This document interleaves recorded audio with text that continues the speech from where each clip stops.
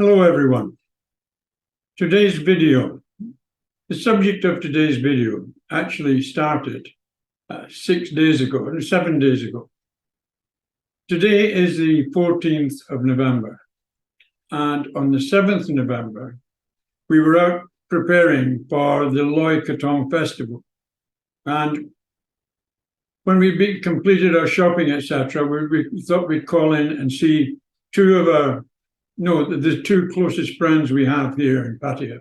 And that we did. And I went to speak to John, who's a very good friend of mine, and went to speak with Pan, who she is very, very close to also. Both were absolutely superb. They were enjoying themselves. They were busy. They were busy working at the time, but sat and talked to Pan, and I sat and spoke to John. We discussed various things.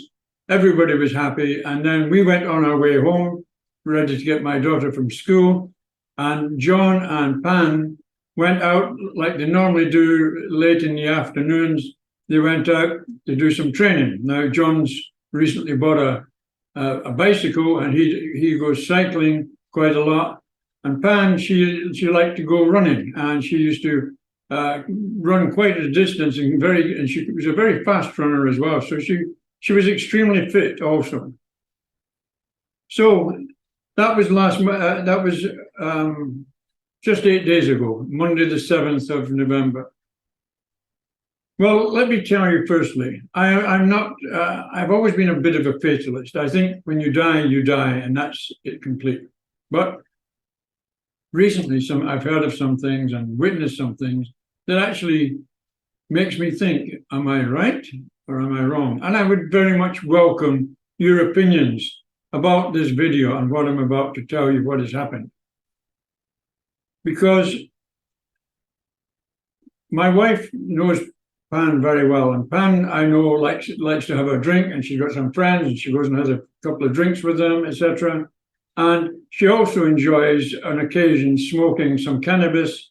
Weed also, something that I've never tried, or my wife's never tried. In actual fact, I have never seen Pan or John smoking cannabis. But Pan told my wife that she liked to smoke cannabis now and again, which is relevant to this story. So anyway, we got home, and we carried on with the preparations of getting everything ready for my daughter's Loy Krathong ceremony at school the next day. We bought a new dress, etc., got her all dressed up, and checked that everything fitted. And then I put as I wanted to be making a video of her that following day, which I did, and you can refer back to,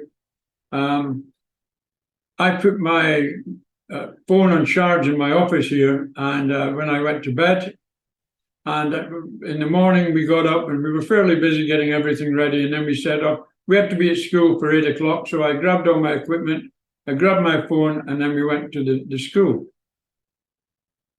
Now then, when I got to the school and I was checking everything ready for the video, I noticed that I had 4 missed calls from my friend John, one of them being 10:30 the night before.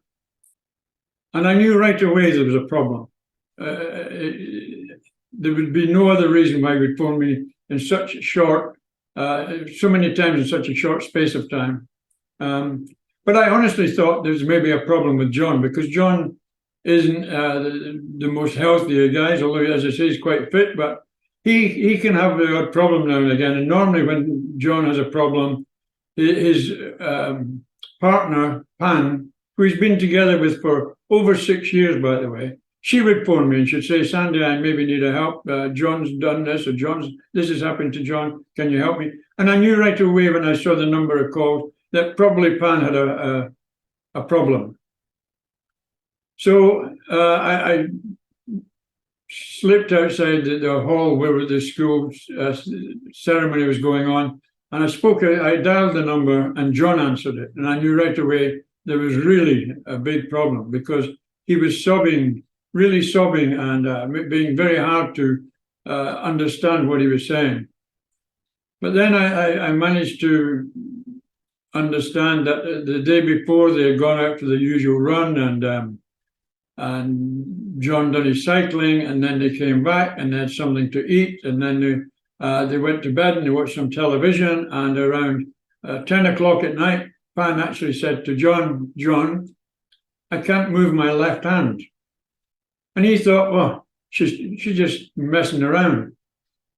And he started joking with her. And then she said, "John, I can't move any of my body. I don't know what's happening." And then John looked at her and he saw she wasn't joking, because her left eye had totally disappeared into the side of her head. And he could already see the symptoms of one side of her face cringing up. And he knew right away that she was in the process of having a stroke.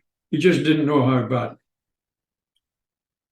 The problem being that Pan is not Thai. Pan comes from Cambodia, and she was actually in Thailand illegally, and this was going to create a big problem when he phoned for assistance on that particular night, because he phoned the emergency number, or somebody helped him to. And the next thing was that two paramedics on a motorbike turned up, took an examination, made an examination of Pan, quickly established what he thought, that she was having a stroke. They phoned an ambulance, and the ambulance arrived and took her to one of the hospitals in Pattaya down in Soi Buakhao. And when they got there, they immediately done an MRI. Now, as most people will know, if you have a stroke, it's essential that you get treatment as quickly as possible. And this was another area where a problem set in, because Pan did not have an ID card, and she had no papers. She had nothing to reference that she was actually in Thai legally. So the hospital that done the MRI, they said they couldn't take her in because she was not a Thai citizen. Then they phoned the other government hospital here in Pattaya, telling them, explaining the situation, that they had a patient that's got a stroke and they needed a bed and she needed treatment urgently. But because she didn't have the papers or the ID card again, Pattaya Government Hospital in Banglamung refused to take her. So all thanks to the hospital, a city hospital in Soi Buakhao, they kept trying, and eventually they got a hospital that would accept her, the county hospital, which is about an hour's drive from Pattaya. So they transferred her there by ambulance.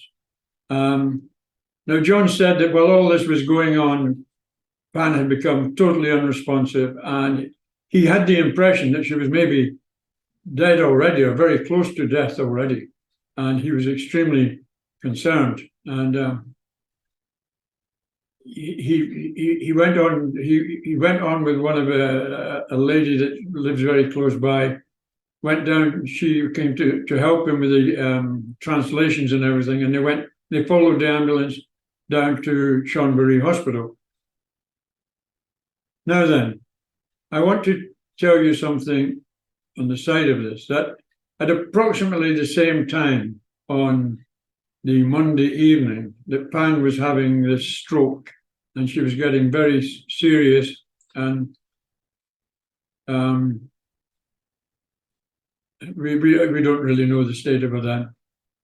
But my wife had just put my daughter to bed. They've been carrying on with the preparations for the following morning at the school,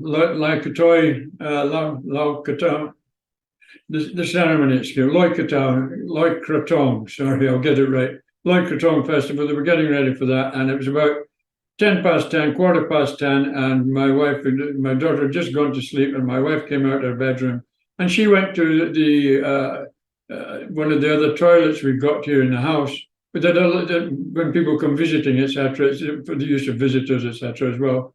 And she went into that toilet, and she got a smell, and she knew the smell right away. It was cocaine she could smell, and she said, "Who's smoking cocaine here?" So she thought it must be coming from her son's bedroom, because we know he smokes cocaine, but he doesn't live with us anymore. So she came out the bathroom. She thought maybe he's had to come home for some reason, but why is he smoking cocaine in the house? So she went into into his bedroom, but no, his bedroom was totally empty. There was no sign of him at all. So then she went back into the bathroom, and she confirmed that she could still smell cocaine going in there. So she suspected that it was maybe coming in through a vent or something from the outside. So she went out and she walked round the house, right round the house, and came back in again. Nobody was outside, and there was no smell of cocaine outside. Once again, she went into the bathroom. Again, she could smell cocaine.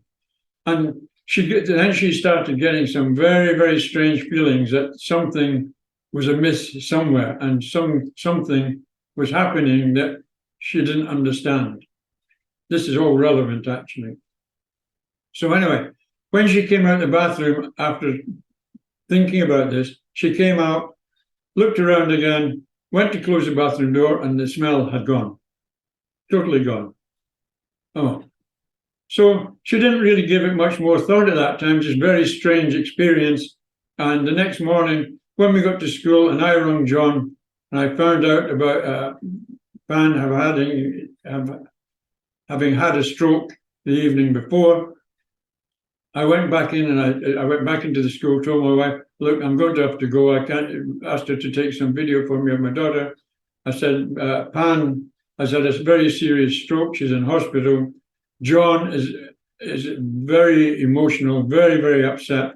And I think I need to go and give him some support in a hurry, which I intended to do. But when I said to my wife, she had this stroke just after 10 o'clock last night, my wife said, that's what was happening. It was Pan communicating with her, and she's quite convinced of that. And I even now, when I think about what she was saying and how serious she was, I feel a shiver going down me. And as I say, I've never believed in this in the past. If you've got experience of it, I'd love to know about it. It's something that I haven't experienced. Anyway, I went with John, and we went down to we drove out to Chonburi Hospital. The visiting hours were between 6 and, we went there for the evening visiting hours, which was between 6 and 7 in the evening. Unfortunately, we got caught up in bad traffic on the way, and we arrived there about 10 to 7, 10 minutes before the end of visiting hours. When I went with John to see Pan that night, you could see that she was she was still alive. She was still, her vital signs were still going along. On the machine, we could see everything seemed normal, but she was, her eyes were semi-open. And when I spoke, I said, hi, Pan, this is Sandy. I'm sure I saw her eyes blink or move. And I know I said I saw her eyes move, actually. But whether that was a reaction to me speaking or not, I'll never know. John also said that when he spoke, he was holding her hand, and he said, for sure, he felt her hand twitch. So if that was true, then at that time, she still had some brain activity. Anyway, the visiting hours finished, and we left the ward, and then a senior nurse, I think, maybe it was a doctor, I don't know, came to talk with John and said, from the MRI and from what they suspect, she has had a major stroke, but the stroke didn't start to happen on that day. They reckon it probably started happening 2 or 3 months before. And at that time, she'd have been suffering from headaches, probably nosebleeds, etc., and maybe didn't realize the consequences of what she was experiencing. Now, strangely enough, the lady that lived very close, and who was also a good friend of Pan, who was there with us, she said, yes, definitely. Pan had told her that she was suffering headaches. She put it down to the weather or other aspects, and also that she was suffering from nosebleeds. So that more or less confirmed what this doctor was saying. He also went on to say that the brain was very, very swollen. There was very little brain activity left. There was a lot of blood pressurizing the brain inside the skull. if they did operate then, the chances are they'd lose her anyway. Very high risk of losing her anyway. And if they did operate and they released the blood pressure, etc., the brain was already severely damaged beyond repair, and she would be living in a vegetative state for from then on for however long she lived, which wouldn't be very long anyway. She said the only thing that's keeping her alive at the moment is the fact that she's on the oxygen from the hospital and she was getting some medication from the hospital. And the doctor suggested that John, my friend, think about what he wanted to do. As I said, they'd been together for over 6 years, so he loved her very much. They were very much an item, the two of them.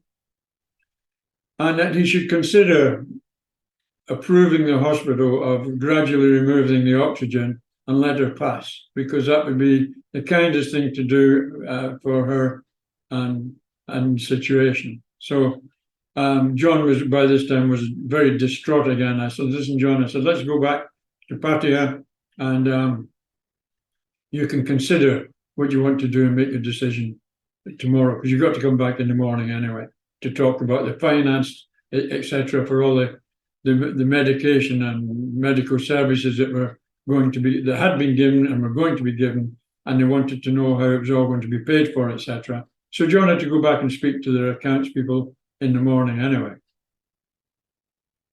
So the next day, this was Loy Krathong now, and the next day, and no, sorry, this is not Loy Krathong, Loy Krathong passed. This was the Wednesday then, that John was going back down, and I phoned John early in the morning. I said, okay, I said, various reasons I couldn't go with him right that morning, but the lady that was with us the night before was going to be going down with him. And I said, once I'd finished what I was doing, I would drive down there and meet him there. So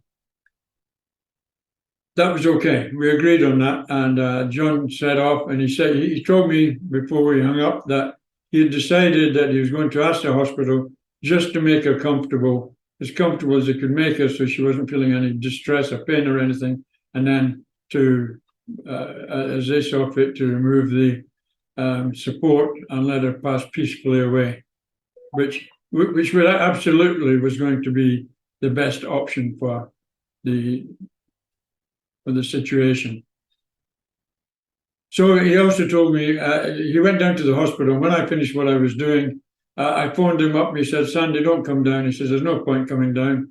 He was going to see her at lunchtime between 12 and 1, and then he was going to return to Pattaya, and I would meet up with him in the afternoon, etc., when he got back.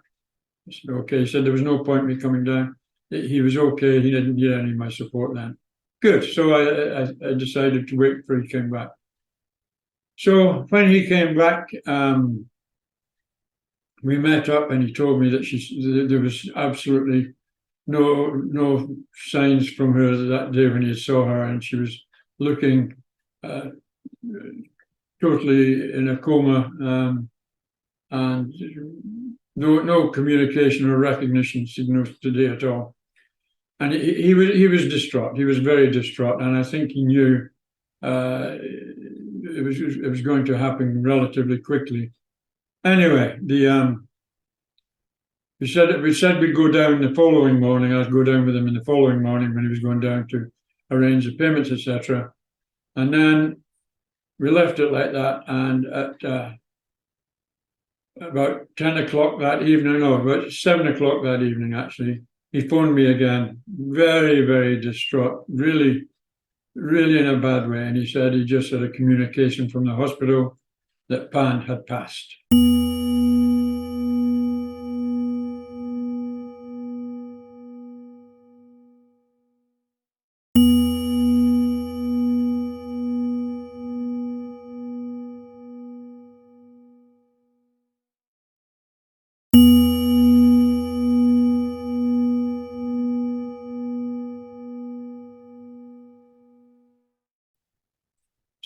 So sad. Anyway, but life must go on, and that was that. And now we come to the other strange aspect. So The next day, we're talking about the funeral arrangements. When I say the next day, we're only talking about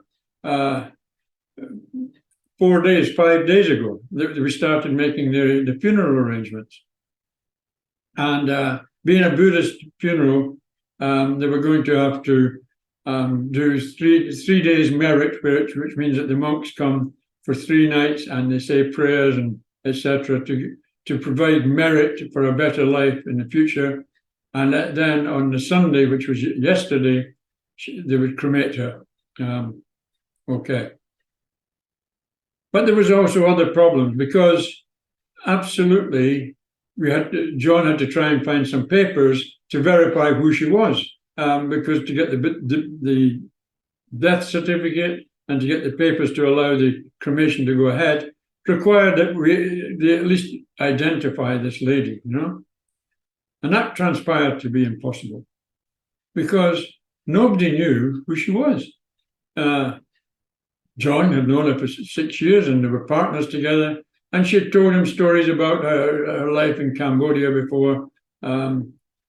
But she had mentioned what her surname to him at some stage in the past, but he couldn't really remember what the surname was and had no reason to talk about it. So it's even unclear exactly how old Pan was. But she said she was 45. She thought she was 45, not verified. And this is a bit confusing out here as well, because they work in 2 sets of years. They work in the same years as we do, 2022 this year, but they also work in the Buddhist years as well, which at the moment is 2565. So I think this often confuses how old they exactly are and working out their age. I've even seen it with my wife in the past. She's okay now, but when we first got together, it was evident to me that she had to verify her age, but physically count it up with the years, etc. And it wasn't easy for her. And indeed, with her son as well, who lived with us for a while, she was actually unsure exactly how old he was. And so it seems to be quite a common thing. So here we have a woman, Pan. All we know is her first name is Pan. We don't know her surname. We don't know how old she is. Really, we don't even know who she is. All of us who thought of her as a very good friend, etc., realized that we don't even know who this wonderful friend was. My daughter's distressed because Pan and my daughter were very close. Pan would, every time she came here, she would bring something for Pan, as did John, etc. And they were very, very close. They bought her rollerblades for her Christmas last year, which she loved, etc. And they're very close to our family, I'll say that. So anyway, there's one other aspect that I have to tell you about. It transpired that Pan passed away on the Wednesday around 7 o'clock at night.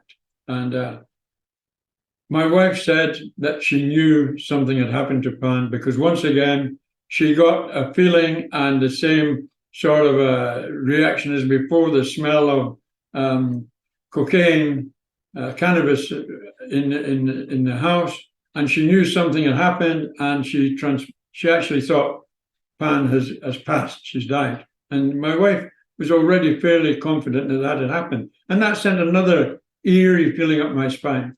And talking to the people, some of her other friends who've been here to visit her at the temple, she's visited many of them between the stroke and the death also, and after the death also. They are all fairly confident that she has been in touch with them all and letting them know that I don't know what she's letting them know, just letting them know the circumstances, I guess.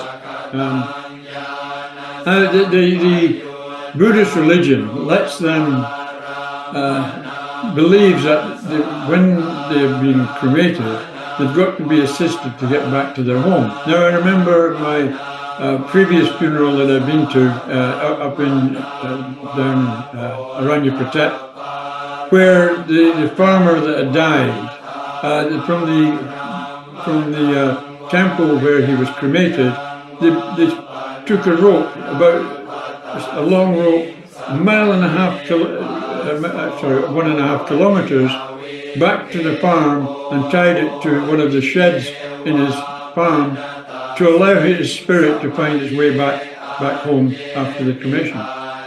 So I don't know. It's as I say, I'm a fatalist. I believe when I'm dead, and that's it, and no more. But I don't know if I'm 100% correct. And from what I've heard about different stories here, etc., there seems to be ample reason to think that maybe there is a possibility that these things happen.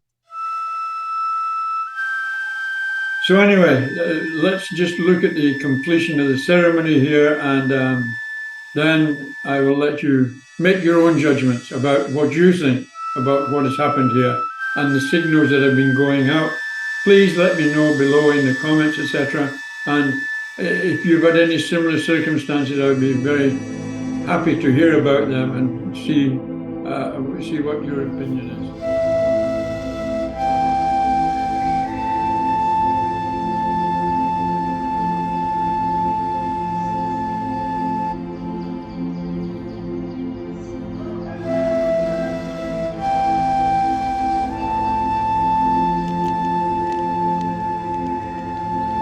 So this morning is the day of the cremation, and we'll say goodbye to Pan, the lady that we don't really know very much about, yet she was a super friend to my family and to many people. But it transpires now that actually we know very, very little about this lady here. Sad to say. But she'll be missed by many, many people, including my daughter and my wife. My wife doesn't have many true friends, but Pan certainly was. She came very close to my wife during the COVID period. Her and her partner used to come and visit us regularly, virtually weekly at one time, and we used to sit and discuss how to put the world to right, etc. And she was always a super person to be with, and a joy, always smiling, always laughing. A lady that enjoyed company. But maybe deep inside, maybe she was a very lonely lady. And maybe she kept a lot of things inside that none of us will ever know how she really felt. So